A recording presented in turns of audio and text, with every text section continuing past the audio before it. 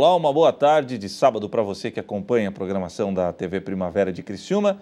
No ar, mais uma edição do nosso Sala de Entrevistas. E desta vez, o meu convidado é uma das personalidades, uma das pessoas mais queridas da Igreja Internacional da Graça de Deus. Ele que tem um ministério realmente fantástico. Ele cumpre fielmente aquilo que Deus colocou em suas mãos. Recentemente esteve em Criciúma para participar das festividades de 13 anos da fundação do Ministério Igreja Internacional da Graça de Deus aqui na cidade e aceitou gentilmente o nosso convite para participar do Sala de Entrevistas. Pastor Fabiano Mota, prazer tê-lo aqui conosco. Prazer, querido, e também a todos que estão acompanhando na TV Primavera. Heber, Deus abençoe. Uma grande honra estar aqui com você, feliz demais. Legal. 13 anos da Igreja da Graça, o senhor teve sábado passado, final de semana passada aqui na nossa cidade. As impressões que o senhor teve, haja vista que também já não é a primeira vez que o senhor esteve por aqui, né? Na verdade, estive uma vez aqui como missionário, agora a segunda vez retornando, e foi maravilhoso. Foi uma festividade muito especial. Esteve conosco o Diogo Vasconcelos também, cantor da Graça Music, o pastor Sodré nos convidou. Foi um final de semana muito especial. E nós realmente vemos cada vez mais a igreja se fortalecendo, crescendo na graça, no conhecimento, né, na sabedoria de Deus e principalmente na unidade. Então, é um trabalho muito bonito que a gente está realmente presenciando. Cada ano a gente vê mais pessoas envolvidas, vimos testemunhos, inclusive no dia do culto da festa. Deus nos direcionou a fazer oração de cura. Uma senhora que desde 92 perfurou o médico, acho que no erro médico, perfurou o tímpano. 24 anos. 22 anos sem ouvir. Uau. Do ouvido esquerdo. Foi bonito, ela é emocionada depois da oração, completamente curada. Então, acho que isso é bonito, a gente vê aí o Senhor, fora pessoas que foram curadas de coluna, outras dores pelo corpo, e é o que a gente tem aprendido, né, com o nosso líder, o missionário R.R. Soares, tem nos ensinado a palavra de Deus, o pastor Jaime de Amorim Campos, que é o pastor nosso, que é líder dos pastores. Eu sempre cito o nome deles, porque a gente nos sentimos honrados em ter líderes assim, isso torna referência. Então, os jovens que estão iniciando o ministério, as pessoas que estão começando na obra, tem tudo realmente a se espelhar em pessoas que têm dito sim para o Senhor, né? E isso dizer sim para o Senhor é maravilhoso. Eu acho que você, Heber, também deve ter vivido experiências com Deus. As pessoas com as quais você conversa, acho que aqui num programa como esse, você entrevista muita gente. E eu acho que, como diz a palavra em Mateus 12, 37, a Bíblia fala o seguinte: pelas suas palavras serás condenado ou pelas suas palavras serás justificado. Então, realmente é muito importante, porque a gente conhece um outro pelo que ele fala. A Bíblia fala que a boca diz o que o coração está cheio. Está cheio. Então, às vezes, no começo, todo mundo é aquela pessoa que não é muito verdadeira, né? A maioria das pessoas são meio maquiadas, né? Elas se apresentam um pouco mais formais e tal. É nossa cultura. Aliás, uma vez eu ouvi dizer, pastor, que o primeiro encontro é a coisa mais, entre aspas, falsa que existe. Que você mostra exatamente aquilo que você não é, né? Todo educadinho, todo certinho. Então, assim, essa é uma questão que Jesus trabalhou muito, né? Com os fariseus, com os apóstolos, com os saduceus, homens da época, que eles valorizavam, hipervalorizavam a religião, né? E hoje a gente percebe que é exatamente isso que você falou. As pessoas se tornam um pouco mais maquiadas, mas depois de um tempo vão se soltando. De repente, a pessoa acaba falando aquilo que, de fato, já estava lá, no fundo, há muito tempo. Então, é muito importante. Um programa seu tem tudo a ver com esse assunto, por isso que eu comentei, né, da gente estar atento ao que nós falamos, né? Porque as nossas palavras têm esse poder de nos justificar ou de nos condenar. Então, que a gente possa aprender a falar pela fé, é o que a gente tem aprendido, ensinar as pessoas a falar palavras de fé, declarar vitória e ser realmente esses discípulos de Jesus, aprender com ele. Legal. Bom, o senhor é um jovem pastor, um pastor que se destaca também, além da palavra, mas pelo Ministério de Louvor, enfim. Gostaria que o senhor falasse um pouquinho mais do senhor, como é que foi seu início nessa caminhada, já nasceu num lar cristão, como é que foi? Na verdade, o meu berço foi evangélico porque minha mãe se converteu, eu tinha 3 anos de idade. Entendi. Porém, a cultura toda dela não era isso, ela veio de um lar que era muito... eles eram muito ecumênicos, né? Um dia na igreja, outro dia na bezadeira, outro dia fazendo um trabalho na esquina. A família não tinha muita definição Entendi. de temor a Deus. Aí, ao nascer, eu tive um problema nas pernas. Eu nasci com deficiência, alguns ortopedistas e pediatras me acompanhavam, provavelmente eu ficaria aqueles garotinhos que andam com a perninha para um lado e para o outro, assim. Eu usei bota da ortopédica durante bastante tempo para tentar corrigir a postura, fechar a perninha, e mesmo assim não estava dando jeito. É mesmo, né? E aí minha mãe me levou na igreja, primeira vez que ela teve um acesso assim a Deus, para buscar o Senhor. E aí Deus me curou. Em uma campanha que ela fez, de repente ela me viu ficando de pé certinho. Então foi uma primeira experiência dela assim de encontro com Deus. Sem nenhuma sequela. Não. Perfeito. E nessa ela ia à igreja escondida do meu pai, porque meu pai odiava crente. Ih, tinha aquela rejeição, né? Então ela guardava a Bíblia na última gaveta do guarda-roupa, e tinha que ir correndo no culto à tarde, parecia até que estava traindo o marido, mas tinha que ir para a igreja e o marido não podia saber, correria. Conclusão, meu pai chegou amarelo em casa, pálido, dizendo o seguinte: olha, foi constatado que eu tenho doença de Chagas. Isso em 89. O recurso não era tão grande como hoje e teria que fazer um tratamento talvez nos Estados Unidos, mas a empresa falou: não dá para a gente manter mais o senhor aqui e tal. Você está com o seu sangue todo comprometido, a gente dá aí uns 6 meses. Se você fizer um tratamento bacana, talvez consiga recuperar. Caso contrário, a gente não sabe. E aí foi onde minha mãe apresentou o plano da salvação a ele. Ele, embora tivesse visto o meu milagre e ela tivesse contado que foi uma oração, ele já rejeitou na hora. Então, mesmo com o coração enrijecido. Exatamente. Né? Quando ele precisou do milagre, foi a hora. Ele começou a buscar o Senhor. E aí ele fez também uma campanha de fé e fez o exame depois de 3 meses, não tinha mais nada no sangue. A primeira previsão era 6. 6. Estava curado em 3 meses. Legal. Aí foi bonito. Aí a família se entregou para o Senhor. Eu, aos 5 anos, eu ganhei meu primeiro violão. Comecei a me apaixonar pela música. Meu pai sempre queria que eu fosse jogador, mas já dá para ver pela minha cara que eu não tenho pegada de jogador, não. Não deu certo. Não deu certo. Mas aí tudo bem. Eu me apaixonei pela música, comecei a tocar. Agora, de cantar na igreja, de música gospel, nunca imaginei nem cantar, nem pregar. Até porque até os 16 anos eu era bastante tímido, então eu cantava para mim, no banheiro, em casa, eu tocava, mas cantar não. E comecei a acompanhar os ministros de louvor na igreja. Na verdade, não era nem ministro de louvor, era o culto de círculo de oração das irmãs e o culto do pastor de domingo, que eu tocava para ele teclado. E aí começou a faltar alguns cantores para cantar e não tinha alguém para cantar, vai você. Uau, Fabiana aí. Vai você. E foi nessa. E aí a gente foi cantando. E aí comecei a auxiliar o pastor realmente, como auxiliar direto. Não entrei no seminário com 16 para 17 anos. Aí fiquei 7 anos como pastor auxiliar no bairro. Depois de 7 anos eu fui trabalhar com o pastor Jaime na sede de São Paulo. Então a gente estava no seminário há 7 anos, eu estava meio que me programando para talvez dirigir alguma igreja ou auxiliar um outro regional, mas fiquei lá com o pastor Jaime. E teve um dia que o pessoal da sede, que ministrava o louvor na época, eles faltaram um culto de 9 da manhã, num sábado, e todo mundo perdeu a hora. O pastor Jaime olhou assim para mim e falou assim: olha, eu já sabia que eu cantava um pouco, então, você vai lá cantar, mas pelo amor de Deus, o que você vai fazer? É show da fé, é o culto missionário. Que responsabilidade. Rapaz, entra lá, daqui uns 5 minutos eu entro. E aí, nessa, eu entrei para cantar. E o missionário, ele... Tremeu, pastor? Muito, meu Deus. Eu não vi ninguém na minha frente, eu só fiquei com o olho fechado. E, na época, foi aquela canção Geração de Davi que eu cantei. Que foi a primeira gravação, quem fez foi o Matos Nascimento. Eu ministrando essa canção, e o missionário realmente demora uns 15 minutos para entrar no culto. Aí tem um cronômetro assim que fica na frente. Quando eu olhei assim, era 17 minutos já. Eu estava ministrando essa canção Geração de Davi. Foi a primeira vez que eu vi o missionário do meu lado entrando. Bom dia, amigos! Né? Eu tomei aquele susto assim.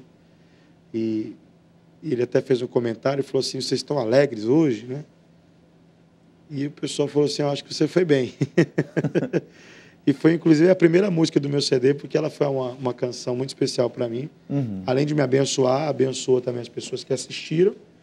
Também foi a primeira música que acabou me fazendo conhecido como missionário. E aí passou algum tempo, a gente continuou trabalhando lá na sede, não tinha pretensão alguma, mas aí ele fez uma viagem ao Japão, Nessa viagem que ele fez, ele voltou, enfim, eu sei que eu fiquei uns 6 meses sem cantar novamente. Puxa vida. E ele lembrou. Ele pediu a mesma canção. E ficava lá no coração, pô, gostei, senti o gostinho, quero mais agora. Ele me chamou outra vez para cantar, depois que sai do Show da Fé, né? E fica só para hit, eu ministrando a canção. E acabando o culto, ele me chamou para conversar, começou uma história e tal.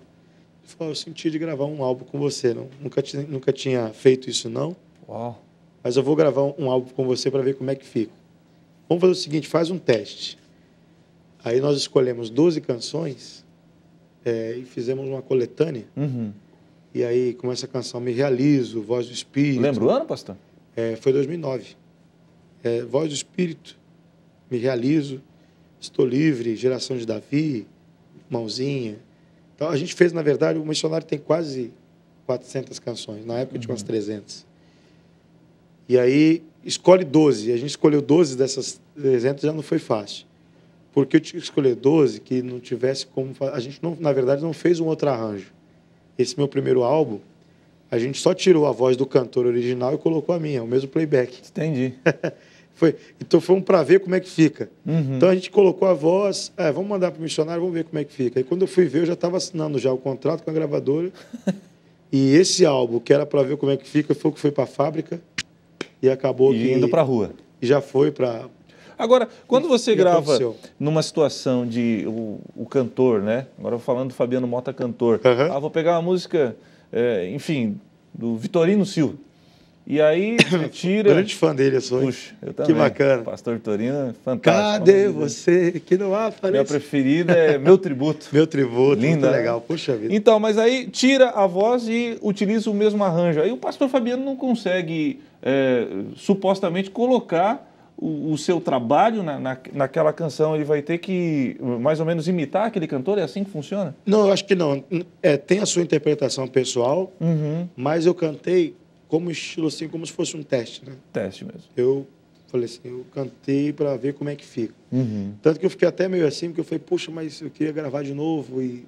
Será que ficou bom? Sempre tem aquela... Talvez fazer um pouco melhor. Hoje, talvez com a experiência que eu já tenho, ficaria... Não sei. Mas as coisas de Deus, elas são bem despretensiosas mesmo. Acho que quanto mais pretensão você tem, quanto mais projetos você tem, assim, de autopromoção, eu acho que menos a coisa flui, menos acontece. Tá bom. Pastor Fabiano Motta é o meu convidado de hoje no Sala de Entrevistas, que retorna daqui a pouquinho, logo após o intervalo comercial. Sai daí, você acompanha a programação da TV Primavera de Criciúma.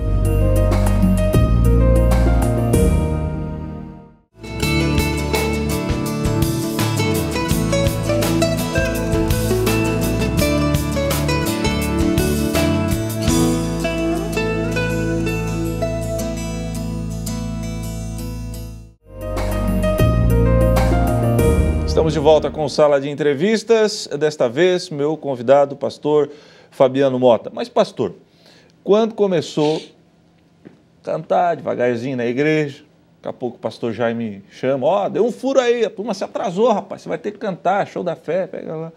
Fabiano Motta, lá no interior, no seu pensamento, tinha a noção de que o ministério tomaria essa proporção toda?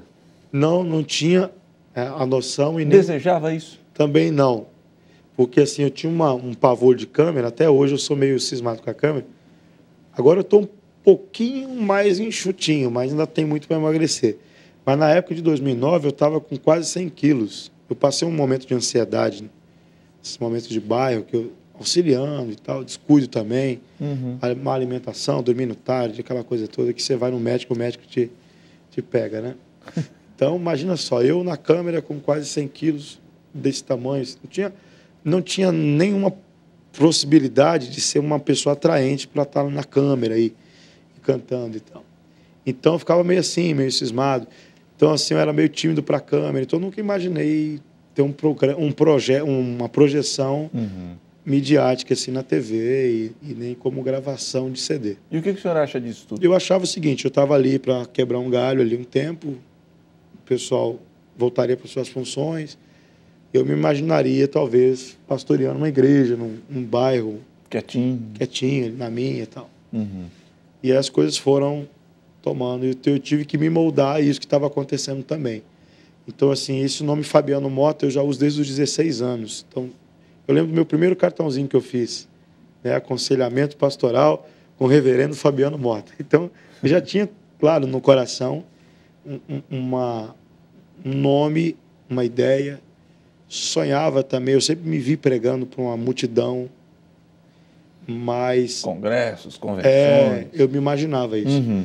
Mas não tinha noção que seria por esse caminho que Deus faria. Mas eu imaginava, na verdade, não me imaginava mas eu me identificava. Quando vi um pastor como Billy Graham, o missionário R.R. Soares, Jim Swagger, o próprio T.L. Osborne. Então, assim, são ministérios que eu falei, poxa... Só que eu falei, você precisa de uma estrutura emocional, espiritual muito forte. É mesmo? Para uma condição dessa. É difícil, é dura a vida do pastor? Eu digo que sim, porque você precisa realmente de uma grande renúncia. Os seus planos, eles ficam todos esquecidos. Então, seus finais de semana, eles não existem. Passeio com a família no parque de domingo não existe. Horário para você se projetar para uma condição de carreira, às vezes não tem. Você não tem condições, às vezes, de pensar numa moradia fixa. Então, assim, todo aquele pensamento comum de um cidadão de se estabilizar, a sua vida ela é meio instável mesmo. E como é que fica a família, pastor? Porque eu já citei esse cidadão aqui, é um grande amigo meu, pastor e hoje missionário na Alemanha, pastor Almiro, e ele deu um testemunho uma vez, um depoimento muito forte para mim. Ele disse, olha, Heber, eu lembro que teve uma época que eu muito envolvido com o meu ministério e as pessoas ligando muito, atendimento, ajuda, aconselhamento, e eu tinha que botar literalmente na agenda, enfim. Um dia eu cheguei em casa, a minha esposa olhou para mim e falou, olha, Almiro, você tem horário aí amanhã, ou enfim, 3h30 da tarde? Ah, deixa eu ver aqui. Tenho. Por quê? Ele achou que era alguém que tinha pedido para que ela... Não, porque eu preciso ter um horário com você, eu preciso do meu marido, preciso conversar com ele um pouco, você não para mais em casa, enfim. É mais ou menos por aí, pastor? Depende muito do equilíbrio que esse casal tem, da entrega da esposa também. Eu acho que num caso tem que conversar muito, os dois, eles têm que ter muita... É puxado, né, pastor? Afinidade e também afinidade de chamado, né? A esposa do pastor, ela acaba tendo que ter chamado também para o ministério. A gente percebe que muitos pastores passam por apuros, porque às vezes na hora de casar ele quer escolher uma moça bonitinha, só... aquela é bacana, mas aí ele vai ver, a moça não tem um ministério. Não está uma estrutura pronta. Exatamente. Então, assim, é um momento que eles têm que realmente orar muito, até essa fase de casar. Eu acho que teria que ter mais pastores voltados a isso. Trabalhar com esses jovens ministros e já deixá-los prontos. Vocês vão se casar, então o caminho é esse. Seria interessante. É uma área que realmente precisa muito de atenção, porque às vezes os dois já têm que se identificar, principalmente quando o pastor, quando se casa, muitos deles não têm dimensão que o ministério dele tomará essa proporção. Então chega um momento que ele tem que realmente... eu estava lendo um livro do nosso amigo coreano, bem famoso, Pyong Soo, e ele fala sobre isso aí. Ele dá um exemplo no livro que o momento que a gente mais gostava na escola é do recreio, né? Isso. Ou da educação física. Então ele falou assim, todo pastor precisa ter esse recreio também. Dá um tempo, né? Tem que ter esse momento de você sair com a sua família, de você fazer um programa que você gosta. E isso ajuda muito até na sua manutenção. O senhor estava falando aí dos jovens ministros. Muito se fala que a nossa geração está perdida, corrompida, que cada vez mais deixando o ministério, as coisas de Deus, em detrimento dos prazeres que o mundo acaba oferecendo. O senhor acha que a nossa geração realmente está corrompida e eu vou além, ela está perdida? Não, eu creio que, na verdade, como a Bíblia diz, que o que faz o amor enfraquecer é o aumentar da iniquidade. Então, isso já é previsto na palavra de Deus. Mas eu acho que nunca tivemos um momento tão avivado como agora. Eu estava fazendo uma pesquisa nos cultos que eu estava pregando, tomei um susto. Por quê? Eu perguntei para as pessoas, quantos aqui são filhos de pais que foram tementes a Deus? 95% da igreja ficou com a mão abaixada. Um ou outro que levantou a mão, não, meu pai foi pastor, não, meu pai foi Eu falei, olha que privilégio a gente está tendo. Nós estamos, então, tendo a primeira geração de familiares que terão pais tementes a Deus. Ou seja, temos 514 anos de história do Brasil. E se a gente fizer essa pesquisa na rua, você vai ver a maioria, bisavô, tataravô, avô, todos eles foram, a maioria, ou idólatras, ou bebuns, ou adúlteros, não tiveram encontro com o Senhor. Então a Bíblia fala que é bendita a nação cujo Deus é o Senhor. Parece que não, mas isso interfere. Se o meu avô, por exemplo, tivesse sido um homem de Deus, o meu tataravô, o meu bisavô, o meu avô, imagina como eu seria hoje, tão abençoado. Então, isso é em todas as áreas, de educação, de finanças, em todas as áreas nós seríamos muito melhores. Sentimental. Tudo, porque eu estava conversando com o pastor Joey, já foi falando que a gente estava juntos semana passada aqui na festa. O pai dele foi um grande líder, não sei se você soube, o pai do Joey Vasconcelos. Eu entrevistei ele aqui, deu testemunho ele dele. foi um grande escritor, um grande líder da CPAD também, de livros publicados nos Estados Unidos, no Japão. Poxa, o que o Joey carrega, você vê o jeito que o Joey fala do seu pai, é muito bacana. Isso é legal. Referência. Né?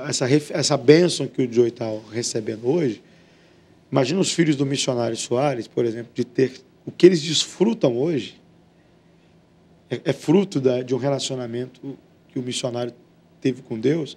Se essa família não se perder, os netos, os bisnetos, todos eles, foi o que o salmista Davi falou. Eu fui moço, cheguei a ser velho, eu nunca vi um justo, e nem a sua descendência mendigar o pão. Então, quando a gente fala assim que a nossa geração está perdida, ela só está perdida por causa que os nossos antepassados estiveram perdidos. Eu estou tendo cada vez mais essa conclusão. Então, assim, quer dizer, se eu tenho pais tementes, o filho pode até desobedecer, se tornar um rebelde, mas o temor de Deus vai estar lá instalado, ele vai realmente voltar, uma hora da vida ele vai saber que o lugar dele é na presença do Senhor. É aquela história lá de Provérbios, ensina exatamente o caminho que a criança deve andar. Então, o multiplicar da iniquidade, a gente acha que é só as pessoas hoje fazendo mais iniquidade do que os de ontem. Não, eu estou achando que é o seguinte, o multiplicar da iniquidade é a geração que está se multiplicando, ou seja, mais gente, mais iniquidade. Então, o multiplicar da iniquidade é exatamente isso. Mais pessoas e mais iníquos no mundo sem referenciais. Então, no Brasil, principalmente. Então, a gente está falando de Brasil, que está com essa explosão toda, e a gente está com essa saturação até, às vezes, gospel, mercado gospel, e é Jesus, mas conversão de verdade, acho que daqui uns 200 anos, Cristo não voltando até lá, nós já teremos um retrato, se realmente nosso país caminhar por esse caminho que está de conversão, muito melhor. Porque a gente vai ter realmente pais que não forem responsáveis de ter filhos sem planejamento, mães solteiras, isso diminui, um pai que realmente não foi um cracudo, não foi um bebum. Então, tudo isso, na verdade, é fruto de uma geração que foi realmente destruída pela falta de contato com Deus. Bom, a gente está se encaminhando para o final do programa. O senhor falou que daqui a 200 anos, se Cristo não voltar até lá. E eu gosto de fazer essa pergunta para homens que têm comprometimento com o Evangelho, porque, de fato, hoje pouco se prega sobre o arrebatamento, a preparação da igreja para o grande dia. O que o senhor pensa com relação a esse tema? O senhor espera ansiosamente? Eu já ouvi alguns pregadores mais audaciosos afirmarem que seremos a geração que testemunhará a volta de Cristo. Então, segundo Jesus, ele falou o seguinte, um dos sinais da volta de Cristo é, e este evangelho do reino, ser pregada em toda a criatura, em toda a nação. Toda a nação. Todo o nosso planeta. Todas as nações. Todas as nações. Então, veja bem, este evangelho, então eu vejo assim, que há muitos lugares ainda que o evangelho não é o evangelho de Cristo. Então, um dos sinais da volta dele seria essa pregação. Mas a Bíblia fala que o Senhor tem abreviado os tempos, né? Abreviado que eu digo assim, Moisés demorou 40 anos se preparando para que pudesse libertar o povo do Egito. Jesus fez isso em 3 anos e 6 meses e demorou só 40 dias para os discípulos receberem o Espírito Santo. Então, olha como o tempo foi abreviado.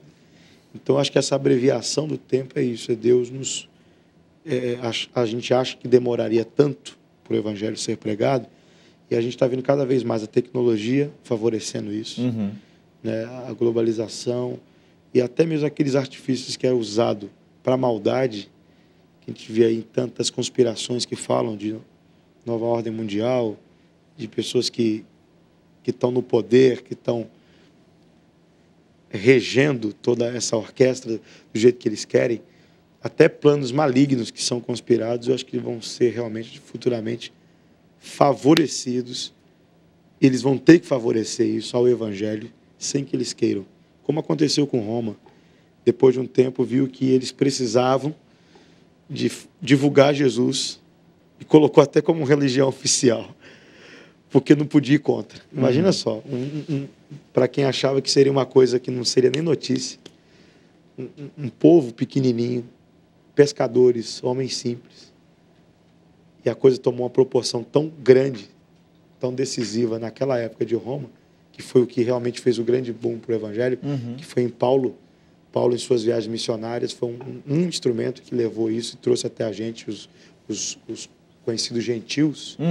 Então, eu acho que 200 anos não seria tão difícil todas as nações conhecer Jesus, não. Então, eu acho que um dos elementos que Jesus deixa claro é esse. Quando o Evangelho for pregado, ele voltaria. Então, vamos nos preparar a falar mais da volta de Cristo.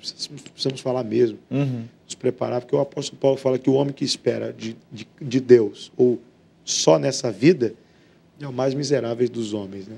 Que a gente não caia nessa qualificação aí. É isso aí. Pastor Fabiano, foi um obrigado prazer, pela querido. Disponibilidade, viu? Obrigado, senhor. Obrigado aos amigos que nos assistiu. Deus abençoe, querido. Foi Valeu. um prazer, Heber. Obrigado. Prazer foi meu. Sala de entrevistas com o pastor Fabiano Mota, ainda durante a semana, estará sendo colocado à disposição na nossa fanpage para você que não conseguiu acompanhá-lo por inteiro, gostaria de fazer o download, deixar aí registrado na sua casa, enfim, fique à vontade.